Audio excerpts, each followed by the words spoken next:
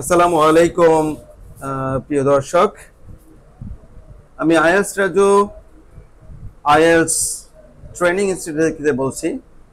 আজকে আমি আমার আরেকজন নতুন বন্ধুকে নিয়ে আসছি, আমাদের এই ছোট ভাই ইকবাল হোসেন। ও আইএলস টেস্ট দিয়েছে গত 23শে ফেব্রুয়ারি 2025। এই পরীক্ষাটা বলা হয়ে থাকে যে রিডিংটা হয়েছিল গত 10 বছরের মধ্যে এত কঠিন কোয়েশ্চেন আছে সেই পরীক্ষাতে, সেই টেস্টে ও দিয়েছিল। ও আলহামদুলিল্লাহ অনেক ভালো করেছে, রিডিং এ 6.5 পেয়েছে, ওভারঅল 6.5 পেয়েছে। হুম, আজকে এই ওর সার্টিফিকেট চলে এসছে। ওকে আমি আনবক্সিং করতে বলছি, ওর সার্টিফিকেটটা বের করতে বলছি।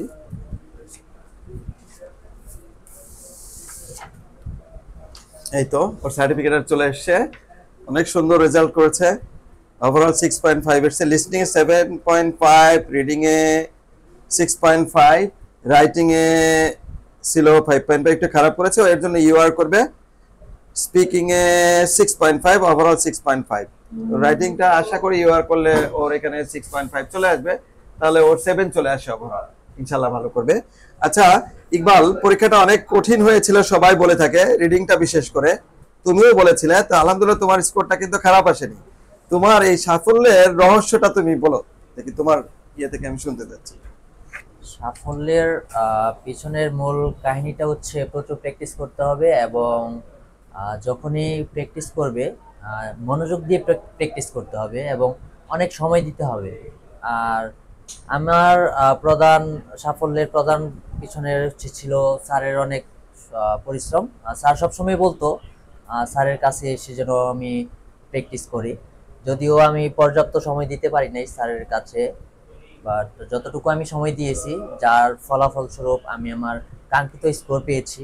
এবং আমি যদি আরো অধিক সময় দিতে পারতাম, আমি বিশ্বাস করি যে আমি আরো ভালো রেজাল্ট করতে পারতাম।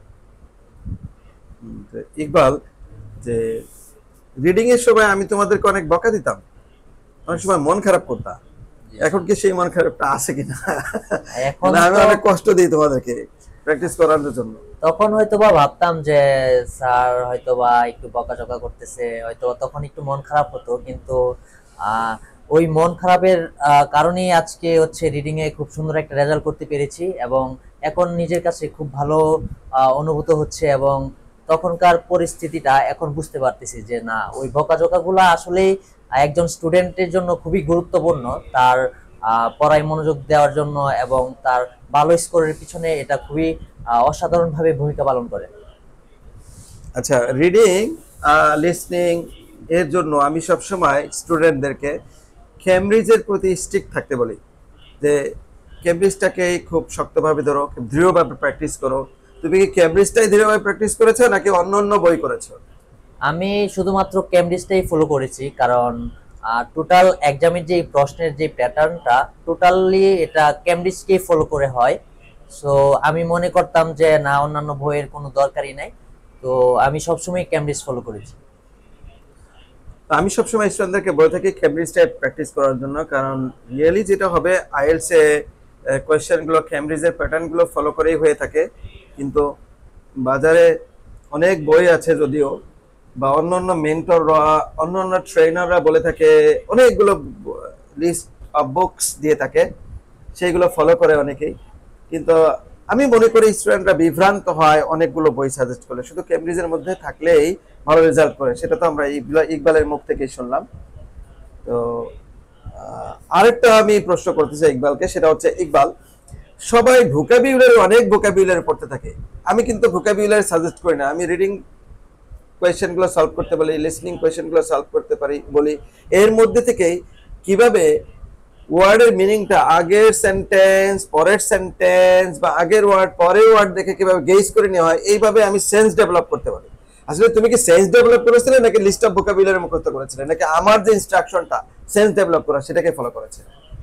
সত্যি কথা বলতে, প্রথমত আমি যখন আমার আইএলটিএস এর জার্নিটা শুরু করি তখন আমিও ভাবতাম যে হয়তোবা অনেক অনেক ভোকাবুলারি দরকার, বিশেষ করে স্পিকিং এবং রিডিং এর জন্য। কিন্তু আমি যখন প্র্যাকটিস করতে থাকি এবং স্যারের যে ইনস্ট্রাকশন গুলো ছিল, স্যার প্রথমেই বলেছিল যে কোনো ভোকাবুলারি দরকার নাই।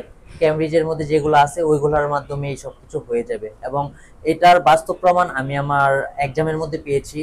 বিশেষ করে স্পিকিং এর ক্ষেত্রে আমি একদম নর্মাল, একদম একদম বেসিক আমি যেগুলো জানতাম ওইগুলাই ইউজ করছি। এক্সট্রিম কোনো ভোকাবুলারি বা ইউনিক কোনো ওয়ার্ডই আমি ইউজ করি নাই। তবুও আমি আমার কাঙ্ক্ষিত স্কোর স্পিকিং এ পেয়েছি। আচ্ছা, অনেকে স্পিকিং এর জন্য বিভিন্ন ইউটিউবে বিভিন্ন টিউটোরিয়াল দেওয়া আছে। আমার স্টুডেন্টরা অনেকে এসে বলে স্যার অনেক সফিস্টিকেটেড ভোকাবুলারি ইউজ করতে হবে। তুমি বললে যে সফিস্টিকেটেড না, তোমার নন ভোকাবুলারি দিয়ে তুমি আলহামদুলিল্লাহ ভালো রেজাল্ট করেছো। আমি আরেকটা কথা বলে থাকি যে অনেক সময় স্টুডেন্টরা লো পিচে কথা বলে, আমি সব সময় জোর দিতাম, বকা দিতাম তোমাদেরকে হাই পিচে কথা বলার জন্য। তুমি এটা কি বেনিফিটটা পেয়েছো? আহ, আমিও যখন অনেক সময় যে আস্তে আস্তে কথা বলতাম, এমনকি আমার এক্সামে যাওয়ার আগেও স্যার আমাকে বলেছিল যে আরো জোরে এবং ভলিউম বাড়াতে হবে, এবং আমি ওইটা অ্যাপ্লাই করেছি আমার ফাইনাল এক্সামে, এবং যার ফলস্বরূপ আমি এখন অনুভব করতে পারছি যে এই সব কিছু মানার কারণেই আমি আমার রেজাল্টটা ভালো করতে পেরেছি। আচ্ছা ইকবাল, অনেক হয়েছে।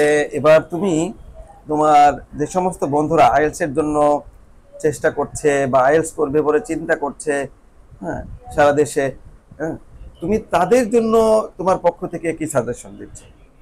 আমার সাজেশন তাদের উদ্দেশ্যে থাকবে যে প্রথমত একজন ভালো ইনস্ট্রাক্টর যে সঠিক গাইডলাইন দিতে পারবে এবং সঠিক পথটা দেখাতে পারবে, এটা খুবই গুরুত্বপূর্ণ। কারণ আমরা যখন প্রিপারেশন নেওয়া শুরু করি আমরা হচ্ছে অনেক সময় অনেক ধরনের বিভ্রান্তের মধ্যে পড়ে যাই, এক একজন এক এক ধরনের কথা বলে।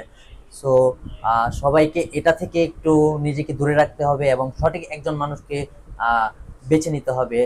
যেমন আমি বেছে নিয়েছিলাম আমাদের রাজু স্যারকে, যার ফলস্বরূপ আমি আমার মনে করি যে আমি আমার আজকের এই যে অর্জন সেটা অর্জন করতে পেরেছি।